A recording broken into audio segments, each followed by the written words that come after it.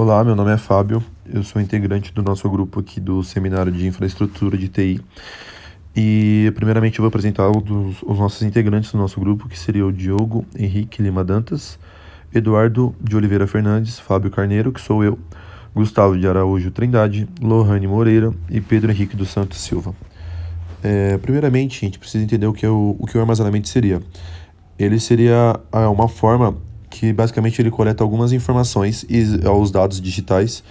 Mas o que seriam esses dados digitais? Eles variam entre bytes, bits, documentos, algumas mídias, endereços e algumas preferências de usuário. E também são diferenciados por memórias que elas são a curto ou a longo prazo, que seria o ROM, o RAM. E primeiramente vou apresentar para vocês os tipos de armazenamento.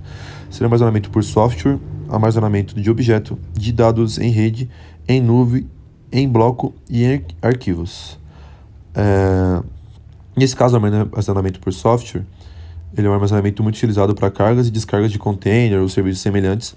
O armazenamento de objetos, que seria um armazenamento que não tem uma estrutura, ele é dividido em objetos armazenados em dados de estrutura simples. Armazenamento de dados em rede, que é o NAS, que a funcionalidade é basicamente uma rede de serviços vinculadas a discos rígidos. E o armazenamento em nuvem, que é totalmente ligado pela internet, onde você manda seus dados para alguns servidores remotos que estão vinculados via rede. E assim, evita de utilizar todo o seu armazenamento comum, onde ele tem um limite. Dessa forma, o armazenamento em nuvem ele pode ser infinito. Mas normalmente ele é pago, e principalmente para grandes escalas. Mas mesmo assim, ele sai mais barato do que os armazenamentos comuns. Armazenamento em bloco é o armazenamento em nível de bloco, né? Utilizado normalmente para armazenar algo que você terá consciência. Na verdade, você terá consciência. Calma aí, passou o slide, desculpe. Armazenamento em bloco é normalmente para armazenar algo que você terá consciência que ele será transportado rapidamente no seu futuro. Armazenamento de arquivos, ele é basicamente organizado como você organizaria seus documentos na sua casa, em pastas, sendo bem organizados ou não. Você os organiza em algumas pastas e em locais diferentes dentro do seu computador. Quando é necessário encontrar, você precisa saber o caminho para chegar onde você deseja, onde você já armazenou os seus dados anteriormente, tá? Agora, vou passar para as definições de RAID e as configurações de RAID, tá? O RAID é uma tecnologia que ela é usada para aumentar a confiabilidade dos seus armazenamentos. Então, tornando assim o mais seguro. E eu vou explicar também o que significa a sigla RAID, que seria redundante, Array of Inexpensive Disks, que é um sistema RAID, ele se desenvolve em duas ou mais unidades trabalhando em conjunto. Existem alguns diferentes níveis de RAID, na verdade, cada um atualizado para uma situação específica. Estes não são padronizados por um grupo de indústria ou comitê de padronização, tá? E nas configurações do RAID, a gente pode ter diversas configurações e formas de RAID, de acordo com as configurações disponíveis, de acordo com o seu projeto necessita, tá? Agora eu vou passar para mostrar para vocês como funciona cada tipo de RAID. Então são o RAID 1, 5, 6, 0 mais 1 e o 10, tá? O RAID 1, ele é um modo que permite usar um ou dois HDs, na verdade usar dois HDs, né, para armazenar uma imagem, mas na prática será como se você tivesse apenas um disco rígido instalado. Mas caso o disco titular falhe por qualquer motivo, você terá uma cópia de segurança armazenada no segundo, tá? O RAID 5 é um modo muito utilizado em servidores, como um grande número de HDs. Ele utiliza um método bastante engenhoso para criar uma camada de informações, sacrificando apenas uma fração do seu espaço, ao invés de simplesmente usar metade dos HDs para armazenar cópias completas, como no caso do RAID 1, tá? O RAID 5 ele pode ser implementado a partir de 3 discos, na verdade.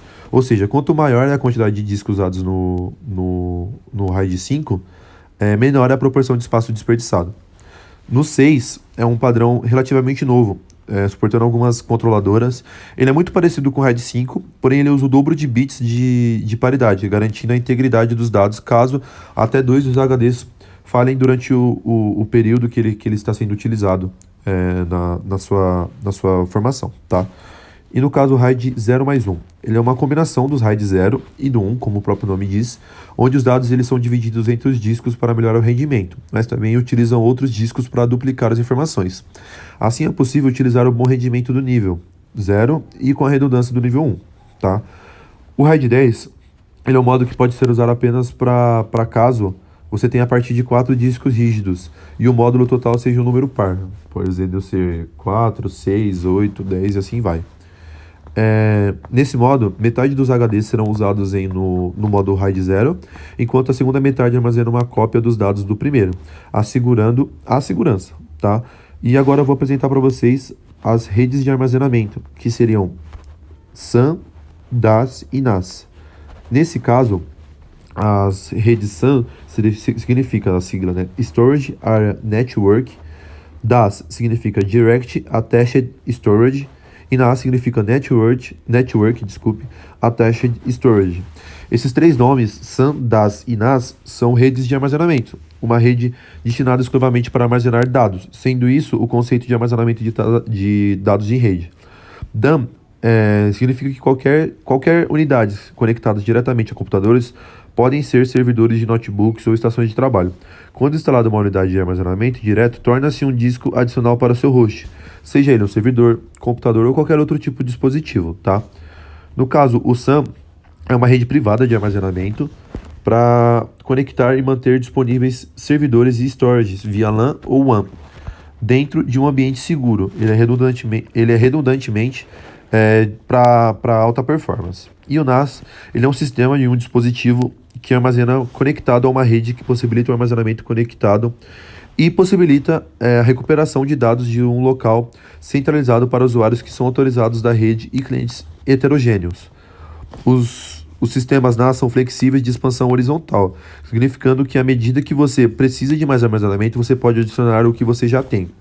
O NAS é como se você tivesse uma nuvem privada no seu escritório. E ele é muito rápido, mas é uma nuvem pública local, fornecendo o controle total para você.